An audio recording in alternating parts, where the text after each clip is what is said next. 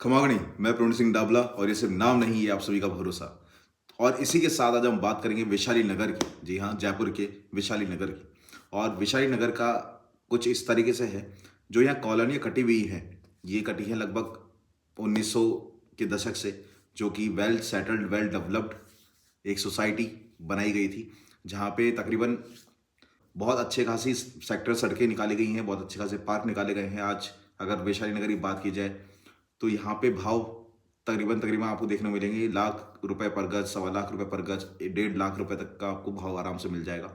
और वैशाली नगर एक ऐसा जगह है जहाँ पे आपको सभी बड़े ब्रांड्स देखने को मिलेंगे और काफ़ी अच्छी खासी भीड़ आपको वहाँ देखने मिलेगी। काफ़ी रईस लोग वहाँ रहते हुए आपको नजर आएंगे। काफ़ी अच्छी प्रॉपर्टीज़ आपको वहाँ देखने को मिलेंगी। ऑफिस कैंपस आपको नजर आएगा।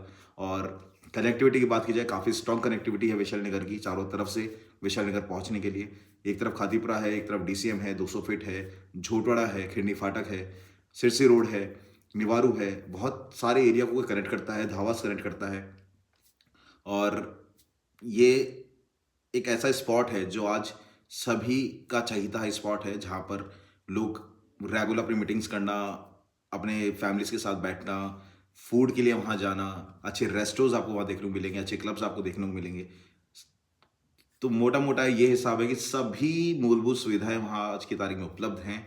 काफ़ी अच्छे खासे रेट्स वहाँ पर हैं, काफ़ी अच्छे विलास वहाँ पर हैं, काफ़ी अच्छे बंगलोज वहाँ पर हैं, काफ़ी स्ट्रॉन्ग मार्केट वहाँ पर है। और सभी ब्रांड्स लगभग लगभग आपको वहाँ देखने को मिल जाएंगे। और साथ ही सबसे अच्छा जो स्पॉट है, जो कि हर रोज जहाँ भीड़ रहती है, वो है झारखंड महादेव। जी हाँ, झारखंड महादेव का आशीर्वाद वहाँ है। और फिर से लौट के पुराने दशक की ओर चले, जब ये जगह कटी थी, जब ये वैशाली नगर सही मायने में बसा था, तब यहाँ पे रेट तकरीबन तकरीबन 200-250 रुपये, 300 रुपये, 350 रुपये के हिसाब से कटी थी और स्टार्ट हुई थी। और मोटा मोटा ये सब 700, 800, 900, 1000, 1100 रुपये तक के भाव रहे थे। और जो कि भाव इस तरीके से थे कि अगर आप कोई भी इन्वेस्टमेंट करते हो तो एक इनिशियल अमाउंट के बाद में बाकी जो भी अमाउंट है वो आप छोटे छोटे अमाउंट में दे सकते हैं। यानी कि मतलब 5 रुपये, 6 रुपये, 10 रुपये, 12 रुपये, 15 रुपये, 5 रुपये, 2 रुपये, इस हिसाब से। तो साथियों, आप खुद सोचिए, 200-500 रुपये की चीज़ आज लाख, 1.25 लाख, 1.5 लाख, 2 लाख तक पहुंच चुकी है। तो रियल एस्टेट मार्केट डेवलपमेंट, आज कोई भी जमीन की ग्रोथ कब होती है? जब उसके आसपास डेवलपमेंट होता है।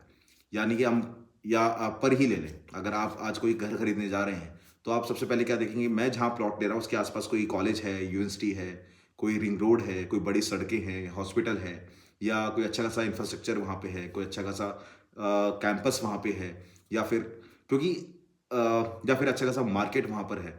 क्योंकि यही सब चीज़ें हैं जो आपके प्लॉट का दाम बढ़ाती है, आपकी ज़मीन का आरओआई इंक्रीज करती है।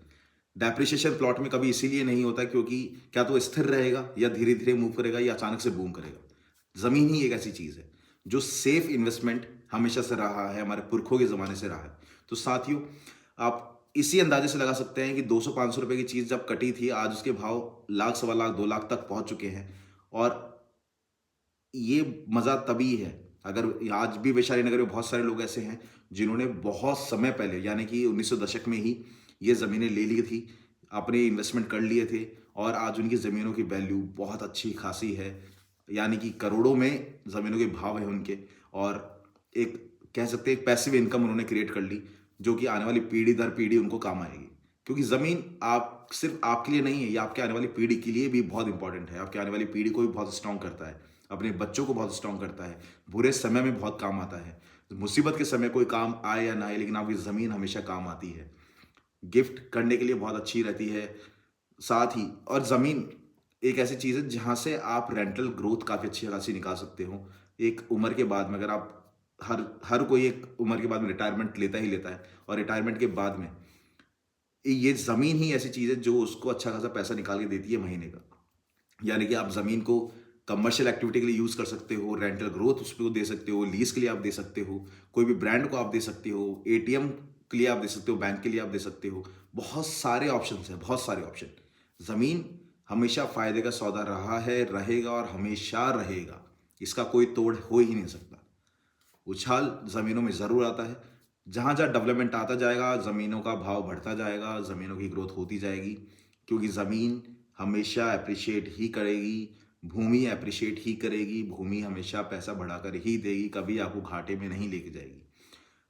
जब भी निवेश करें मिनिमम रेट्स पे या प्री लॉन्चिंग पे प्राइस पे आप खरीदने का कोशिश करें, डेवलपमेंट अच्छा हो, डेवलपर भरोसेमंद हो, क्योंकि डेवलपर सिर्फ वो नहीं जिससे आपने ज़मीन ली, डेवलपर वो है जिसने आपको अपना भविष्य दिया, आपके इन्वेस्टमेंट को एक अच्छी राह दिखाई, आपके इन्वेस्टमेंट को सही जगह निवेश करवाया, आपके रिलेशन डेवलपर के साथ अच्छे हैं, आपके रिलेशन लॉन्ग टर्म बने हुए हैं, आपके फैमिलियर रिलेशन है, ताकि क्योंकि ज़मीन आज हम किसी से भी लेते हैं, हम बहुत मार्केट में बहुत सारे ब्रोकर्स हैं और ब्रोकर्स ये एक अच्छी खासी ऑक्यूपेशन है, इस पर हम डेफिनेटली बाद में बात करेंगे।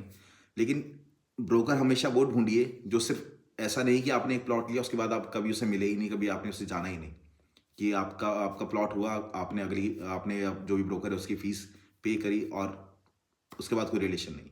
ब्रोकर हमेशा या एजेंट या एडवाइज़र रियल एस्टेट का वही होना चाहिए जो आपके साथ लॉन्ग टर्म बना हुआ है, आपको सही टाइम पे सही गाइडलाइंस दे रहा है, कल को रीसेल वैल्यू आती है और आपको रीसेल वैल्यू सजेस्ट करे, या आपकी ज़मीन कहाँ पर लेनी चाहिए, कहाँ पे नहीं लेनी चाहिए, किस टाइम पे लेनी चाहिए, कौन सी लोकेशन बढ़िया रहेगी, और कम से कम एटलीस्ट आप जो जिस भी बंदे से आप डील करते हैं, जो भी एडवाइस आप डील करते हैं, एटलीस्ट उसको उससे पता कीजिए बातों बातों में कि उसको उसने मार्केट की आरएनडी की हुई है या नहीं, मार्केट की नॉलेज है या नहीं, इन्वेस्टमेंट कहाँ करना चाहिए कहाँ नहीं करना चाहिए, आरओआई निकलेगा कैसे निकलेगा, ज़मीन से पैसा और किस तरीके से निकाल सकते हैं, सही जगह इन्वेस्टमेंट कहाँ कर सकते हैं, कौन से एरिया में कर सकते हैं, नया डेवलपमेंट कहाँ आने वाला है कहाँ नहीं आने वाला है, क्योंकि बहुत सारी चीज़ें हैं जिसकी वजह से आपको एक एक प्लॉट, आपको 100 गज का प्लॉट काफ़ी अच्छा खासा अमाउंट भी दे सकता है।